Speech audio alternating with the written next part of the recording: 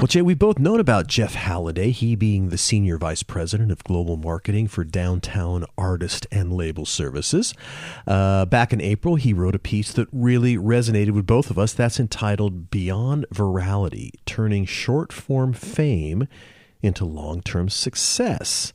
And you recently had the opportunity to actually sit down with Geoff. I'm going to guess that went pretty well. Yeah, we had a great conversation about what Downtown does, everything from rights and catalogs, publishing, distribution, label and artist services, and how the business has been evolving. We live in this new world of short-form video, influencers, platform algorithms. So I asked him, how do you craft individual release strategies that really grow engaged audiences versus chasing momentary spikes or vanity metrics? Keep listening for the answer. So now, without further ado, here's Geoff Halliday from Downtown. Let it roll. Stand by for transmission. This is London calling. Wake up! The revolution is at hand! Your morning coffee is on the air. On the air. On the air. On the air. On the air.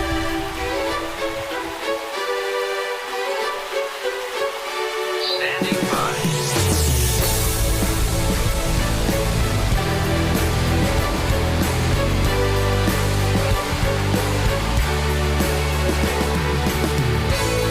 Your morning coffee, the weekly music news for the new music business.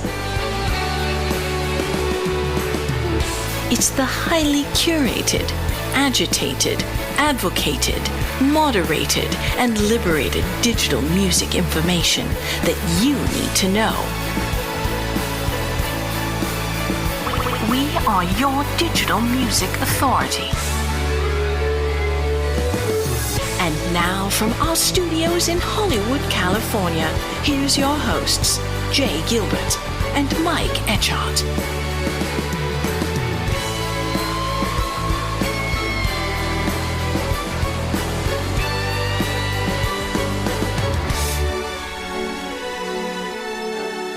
Geoff, thanks for joining me today. Good to see you.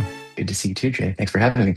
For those with no prior knowledge, talk about what Downtown Music does. Obviously, when it comes to the music industry, Downtown has taken a very long-term approach to how they offer services and enhance sort of the existence, let's say, of their artists in a variety of different ways. We started as a publisher and obviously have matured and evolved and continued to acquire and merge and offer all sorts of new things since then. So everything from publishing to distribution to label and artist services, neighboring rights, you name it, pretty much at this point, Downtown is administering it. And especially when it comes to in the digital world, I would say Downtown has really taken an extreme affinity to the intersection between music and technology. And we approach even our different operating companies all from that sort of very similar mindset. So super exciting place to be learning. Let's talk about you for a second. What is your role and your responsibilities, and what sort of inspired you to pursue this career? I'm the SVP of Global Marketing Services for Downtown Artist and Label Services and Fuga combined. We've really made a lot of strides in 2025, or at least started in 2024, if I'm being honest, bringing our team's goals into line with one another and sort of unifying the experience for our clients. The way I was brought into music, I think in a lot of ways is as a maker of it, as a creator. I started sort of as a musician, had a band, started working in distribution in my early 20s. And at the same time, my band was just starting to kind of hit a stride. We got signed to an amazing indie label called Kill Rock Stars. It's actually based up in Portland, still running to this day. Amazing people, amazingly what a gift sort of that experience was, and all the people we met through that. And then sort of re-entered the music marketing ecosystem during like earliest days of streaming, and was really inspired by my work with our project, trying to connect with fans directly in the earliest days of social media and sort of starting to understand the equation and how it was shifting from one of like sort of this notion of gatekeepers and even blog hype and all of that stuff was sort of being torn down in lieu of the more direct fan connection that you could make through any number of means, but obviously social media. And at that time, I think email lists were still really, really being a major point of where we were driving a lot of traffic to. They still are, obviously, but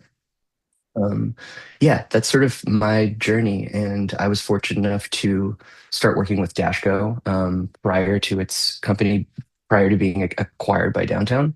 So I got really familiar with some of the team members, totally inspired by the mission. Spent some time at Red Light, sort of refining my skills and really learning the artist side, and sort of how to breathe alongside an artist project and just understand that pace. And then had the opportunity to rejoin Downtown as we were sort of building this incredible new vision for how we could support artists. I love that you worked at Dashco. I was a big fan of what was built over there, and I also respect the fact that you've been a musician, so you know what it's like to write, record, play live, do publicity, promote yourself. I think those are skills that obviously you carry with you, and you have a different understanding when you speak to artists and managers. I hope so. Yeah, I mean, I certainly continue to operate from the perspective of, trying to be on the same side as the artist and ultimately not wanting to compromise any sort of artistry in for a goal that we might think is incredibly important. I also think there's now, with the amazing sort of advances in just creativity in general, you're able to accomplish those things in so many different ways that I don't think you have to compromise your artistry as much, or at all, Yeah, you wrote this piece that I read. The headline was "Beyond Virality: Turning Short-Form Fame into Long-Term Success." And I thought it was really, really well done and really timely, focusing on, growing an audience, engaging an audience over just having a viral moment and maybe some, vanity metrics. Talk a little bit about that piece that you wrote. Feels like we're constantly writing that piece and rewriting it too, because just the volume of music and the virality sort of music, but as well the goals of artists. And I think a lot of folks who are sort of looking at virality as a concept and going, I want to have that. But putting together that piece, I think for us was, it was actually, really an accumulation of team effort. And I feel like I was just speaking to sort of all the things we had learned together about, what happens when you take a step back from that viral moment and go, okay, how do we make sure that we're actually connecting this holistically, and maybe not over focusing just on that viral moment, but understanding what drove the virality. How do we take those sort of key data points and extrapolate them out and learn from them going forward, and also take advantage of the virality in a way that can pay dividends for your other sort of pieces of your project going forward, in a really evergreen way. So hopefully changing a little bit the narrative for our own team, even around it a little bit, because I think chasing virality has gotten such a negative connotation, and the vibe around that has obviously changed. So yeah, it's important for us to keep a healthy mindset. Yeah, I thought it was really well done. And today we're in this business, this world of short form video, platform algorithms. How do you and your team sort of craft an individual strategy for an artist today? Honestly, one of the best things available in order to craft those, especially if you're working with a project that's not just brand new, so you have no data, is to really look beneath the surface at sort of the deeper engagement points, things that would give you a little bit of a better XY coordinate as far as what would be achievable with a new project, and sort of how you can interpret data signals and much deeper data signals now about not just the history of a project, because I think obviously it's very easy to get lost in that like entire narrative, but just to go, what is the story being told now? What are fans consuming this week, last week, the week before that? What are the yearly trends that we might be able to take advantage of, and really hone in on that very specific sort of data story, I don't want to forget the fact, obviously, this is driven by music as well. So I still think you have to go into it with a bit of an open mindset and a creative, um, sort of a creative thought process that you're ready to get into going, okay, this is music. This is a completely interpretive art form. And so there may be opportunities in this new set of music to completely change what that audience makeup looks like. And I also think that's one of the advantages we do have from, teasing, testing, putting music out into that social ecosystem early is you start to get a sense of, whether this is going to resonate with just your existing audience, or if you need to really reframe your thinking and go, okay, this is actually about a potential audience. This is much more of an aspirational campaign. Those can be a lot more exciting in some ways. But you have to find a way to compartmentalize those goals and get everybody involved. What's one thing that you feel is sort of undervalued today in the music industry, and maybe one thing that you think music marketers, maybe focus too much on? I would say patience in general, and I don't even think that's just music marketers, and it's just in general that people have, because again, social media has sort of trained us all to expect the immediate feedback, and sort of I can put something out and then immediately have it go viral, right? Like it's ultimately, it sort of comes down to those very simple mechanisms.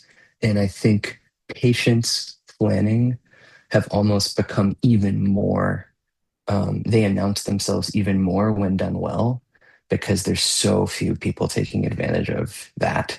And I think, there's a way to do both. You can obviously let data tell you what to do and be nimble and make your strategy flexible, and your narrative write itself, kind of very meta approach to music marketing. But I also think you have to be willing to commit to a plan and stand behind the plan and the art that you're putting out. I do think the best campaigns typically have more than 50% planning, let's say, if we were to put it on a scale. Yeah. Yeah. I think that a lot of planners today in marketing, they don't have the discipline or the patience. They want what you just described. They want that quick hit. They want, that viral moment. But sometimes it takes a little bit of time. Do you find it challenging to get, whether it's your team or your company or your partners, to have a little bit of patience when you're developing an artist? Yes, it really depends. Obviously, the project, the audience who you're talking to. I'd say from a DSP standpoint, you never know if something early that you're sort of giving indications and showing them the data is strong, and this might be growing at a really high rate. Sometimes you'd be surprised at how early DSPs jump in, and vice versa. Sometimes you can tell they're waiting on the sidelines to observe what happens to this artist or with this artist's audience before they're really ready to commit.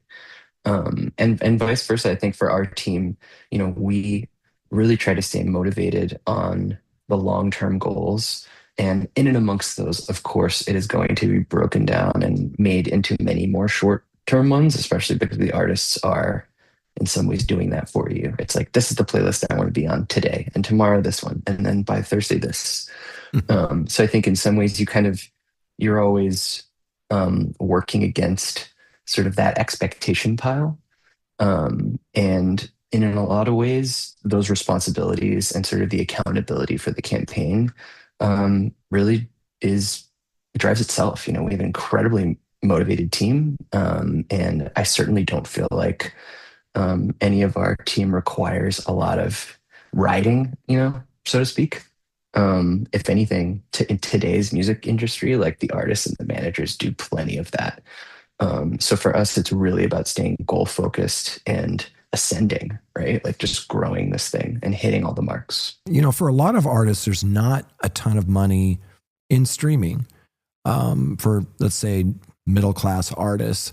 Talk a little bit about monetization and how you have those conversations with artists and managers around things like, touring and merch and sync and, brand partnerships. And there's so many other ways that you have to sort of look at the business. Absolutely. Yeah. I mean, I think, there are a lot of folks out there who say, having a touring business is more important than streaming because those are real fans and that's going to keep your business viable. And then there are other people who say getting people to stream your music is how you fill those venues. So you have to have a streaming audience, otherwise your long-term touring fans are going to age out. And then what's going to happen when you don't have a new fan base coming into the clubs or the larger rooms if you're fortunate enough to be playing those. um, I think it's important to recognize that none of it is mutually exclusive, and you have to find your audience where they are. And again, we really have so many incredible ways to do that now, that I just think it's important to not sort of lose sight of that. It sounds like almost oversimplified in a way, but yeah, it feels like really just arresting yourself with the fact that you need to be not necessarily everywhere all at once, but everywhere that's relevant to the people who you want your art to resonate with.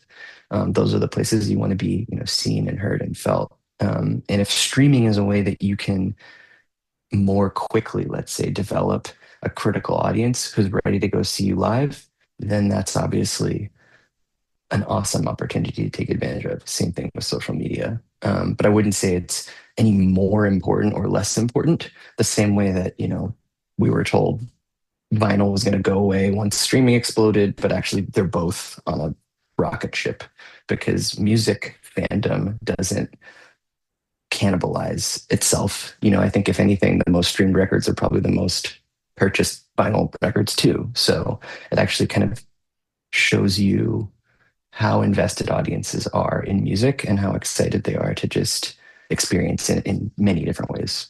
Yeah, you mentioned vinyl, and I find that really interesting because I'm old enough, to remember when it was how music was consumed, and we've sort of gone from ownership to access. But vinyl is a different beast. I think it can be consumption, but it's also almost like a merch item. How do you look at vinyl today? Honestly, I still, as a collector of vinyl, have a hard time looking at it not from my own perspective as a collector. I tend to use my record collection as a way to mark sort of the either full albums or in some cases even songs, singles, EPs that really resonate with me to the point where I want to own a piece. I want to have it, especially in the sense that I think the artwork, the liner notes, all those things, I think you kind of lose from the digital experience, or they're all there. And I had a really interesting experience as a young parent, sort of, watching my daughter experience vinyl for, her first few years. And now obviously she's a little older. She's, getting into music streaming and things like that. And it's just a very different experience. And I think they complement each other really well. To me, unsurprisingly, I would imagine if a new fan finds an artist they really like on social media, they're probably going to stream them. And if they fall deeply in love with that artist, they might go to the show, buy the record, do all of those things. Not that different from sort of a parallel to years ago when an artist would have been discovered on the radio and then would have gone and done all those same things. So yeah, I don't think vinyl's going anywhere. But I do think the audience has, as you pointed out, it really has become this like merch item, a signifier of true fandom, and almost a signifier of true music headness. If you're a music head, you have a vinyl collection almost at this point. I don't necessarily prescribe to that. I think you can be a music head whether you have 100,000 vinyl or not. Yeah. But I do think that it's kind of gone in that direction for whatever reason. Yeah. Will Page said that, your vinyl collection is who you are. Your book collection is who you want to be. What would we find in your vinyl collection that you may have picked up recently? Ooh, picked up recently. I mean, maybe actually, in the last year or so. I can actually tell you because I'm one of those big nerds who I file everything in my Discogs. Awesome. So I think in here it'll tell me sort of the most recent purchases. So I have a Tahitian music record called Eureka. It's actually a compilation, really cool, by Eddie Lund. It's like, imagine the chillest island music you ever could, and then like make it chiller. Nice. I then also got Feist's The Reminder. That's a bit of a throwback, but a great album. I had to pick that one up. And then a little bit of a newer Water from Your Eyes album called It's a Beautiful Place out on Matador. What's Really that cool like? band. Oh man, kind of a mixture between it's a tough one. They're all over the map, but there's Yeah. certainly some Sonic Youth in there. Um and maybe even some, I don't even know, Yeah. some Fugazi. It's very different. That's These are good all that it's hard to completely different describe. records. That's a Yeah, good thing. yeah. Yeah. I would say that's the thing that made me the most intrigued about it And was where do you it's hard to discover pigeonhole. music today? Is it through streaming? Is it through social media? Is it through friends? I mean, like, I know you do it, from everywhere, but where mainly do you discover new music today? Yeah, I would say one of the most active is Reddit subreddits. If I'm gonna go on a search and I want to get out there with my fishing rod and go find some stuff, that's typically where I'm gonna find the what I will call the least converted music. Stuff that hasn't been discovered yet or is like just in its earliest phases.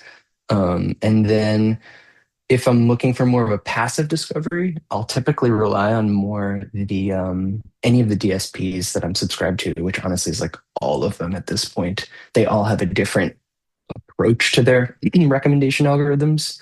So if you're in a visual mood, obviously you can go to YouTube, just fall down the music video rabbit hole, and so forth for any of the other streamers. I think they've all got different qualities to Yeah. their recommendations, and you can itch at it in different ways, obviously on the different platforms. So I like to mix it up. But Yeah. yeah, typically Reddit's number one for like if you want to find a band that doesn't have 10,000 followers yet. There's a report that comes out every year through the fine folks over at Music Ally called their Sandbox Report, and they list some of the best marketing campaigns, and I really look forward to that every year. And as I was looking through the last one, I was surprised at how many of those campaigns used influencers. And I wanted to ask you, like, how important are these relationships with influencers in your work? Increasingly important. And I also argue more and more for our team to not remove the phrase or term influencer, but sort of replace it essentially with creator, because ultimately it's not always just influence of the audience and it's not a massive fan base that we're always going after. We're sometimes looking at micro creator campaigns, and often many micro creator campaigns in concert with one or two of these macro, what would be considered an influencer who have maybe hundreds of thousands or millions of followers, in order to create much more of a critical mass of activity around the song, but also really to give the music the best shot at engagement, because we know where I think saturation points were years ago, where you could rely on a few big accounts to get you that attention essentially and impressions. It's just not that way anymore, and you need to spread your influence, to use that word a little bit. Yeah, that's the way you need to do it now, I think. And again, looking at the global nature of audiences and leaning into where the song is actually being consumed as opposed to just where big follower accounts are. Yeah, I think everyone is an influencer and a creator at some level. I was reading Totally. Rick Rubin's book, and he was saying basically, if you created that garden or that PowerPoint presentation, or you made dinner tonight, you are a creator at some level.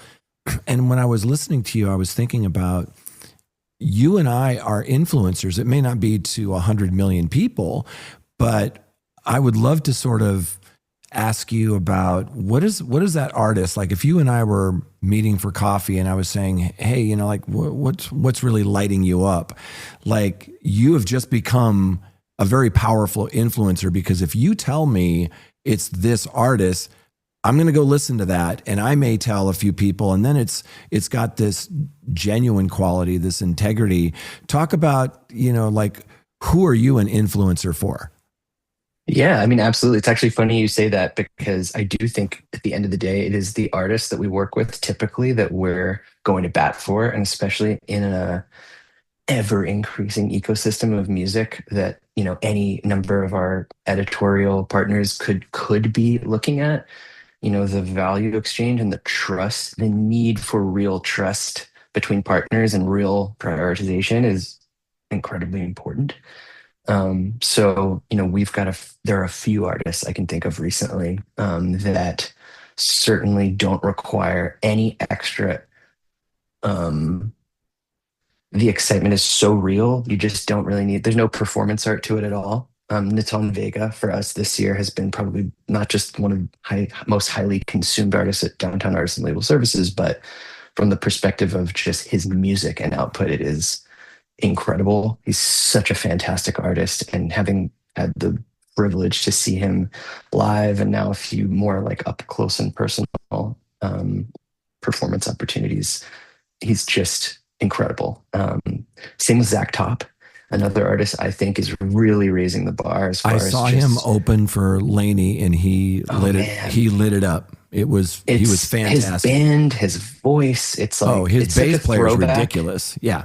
Right. Yeah. He's such a throwback, but also completely brand new, which I think is impossible to do unless you're just you. Like you just have to be your own self. So that one's really exciting. A newer up and coming dance artist, actually out of Norway, called Oscar Med K. Actually means, I believe, Oscar with a K in Norwegian, Med, obviously with.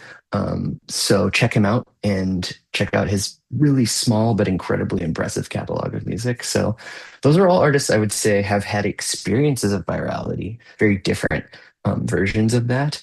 And our team, I think, have worked really hard to kind of just take a holistic approach and be really sensitive to their artistry as far as how we build out those campaigns.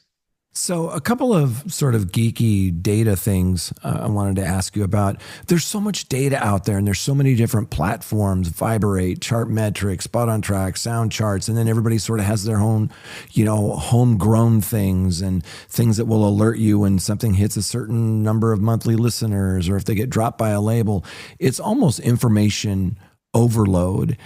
And I did this panel at Music Tectonics once about data and A&R, and I was asking some of these labels about data, and one of them said, what I do is I look for a lineup around the block to see them play on a Tuesday night. And I thought that was so refreshing that you can balance the two. I would imagine you have access to some ridiculous data points, but how do you sort of balance what you do with sort of facts and figures and data points, and then just your experience as an artist, as a marketer? Sure. I mean, I think what you just pointed at is also it is so difficult to manufacture that. The line around the block is not something that you're going to get through. I'm not going to say you're not going to get it through clever marketing tactics, because that would be a rejection of some pretty incredible work that people have done. But I just think it's different, right? You can penetrate an audience in a different way through the internet than you can in a room.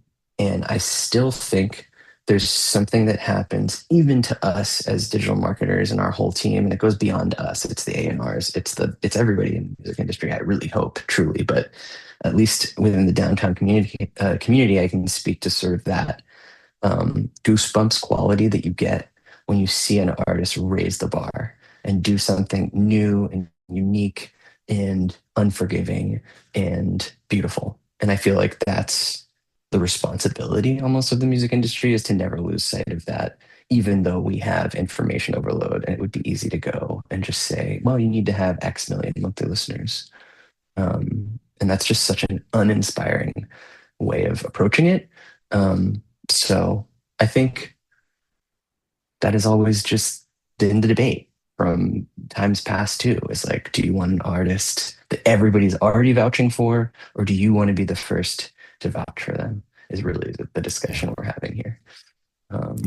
I'm glad you brought up Zach Top, because what struck me in that is he's sort of almost a throwback to this traditional sort of country sound. And when you're used to sort of a pop country sound and he hits you, it's so fresh and it's so different. And I remember the folks that were with me at that show were completely blown away at what you mentioned. Yeah, the musicianship of the band and all of that stuff, but he just stood and delivered. And how important do you feel like live playing still is in growing that base. Massively important. And I think you can tell because even in the world of virality and social media and all these other things that can kind of cloud the narrative, live performances are still a huge part of that.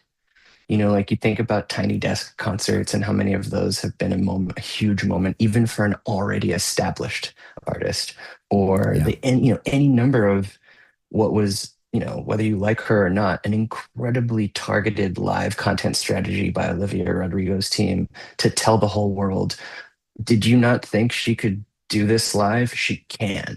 Here's, 8 billion clips of it happening, essentially, right? The fan army is out to show you, and so forth for any number of other live things. I still think, even on the internet, live music and the way it can change and move the narrative is huge. That recent Ray track, like I don't even think I've seen the music video as much as I've seen live clips of it. People sending me live from this, or live from the stadium, or live from Graham Norton, or live from, it's like she's not live everywhere now. Yeah. As we sort of wind down, I wanted to ask you a little bit about looking ahead in the next, say, 5 years. Are there any sort of structural changes or anything within what you do at Downtown with that label manager agency sort of value chain? How are you positioning yourself going forward in the next few years? Absolutely. I would say the number one thing we've recognized that we need, and I believe generally all artists are looking for help. Content creation has become something that all artists are sort of expected to just do. And I think that has been a major shift as far as what used to be sort of the responsibility of your commercial team or your marketing team. Back in the day, if you got signed to a label, like even your artwork and a lot of those things might come out of the label machine, as opposed to you having to somehow like create it and turn it in. And I think we've targeted, and we're certainly not the only ones, not just on marketing, but like even to our client services offering and the way we approach finance, like really being a much more direct and supportive team, so that we can help artists convert that like sort of potential energy into something kinetic, and they can walk away with some really incredible things to go speak to their audience with, without it taking away from their artistic time and freedom. Thank you so much for taking the time today to chat with me, and I hope we can do this again. I'd love to sit down and solve all the music industry's problems over a cappuccino sometime. Sure. It sounds absolutely great. I feel like we'll need at least 1.5 cappuccinos for that, Jay. But I would be happy to join you. Thank you, Geoff. I appreciate you. All right. Thanks, man.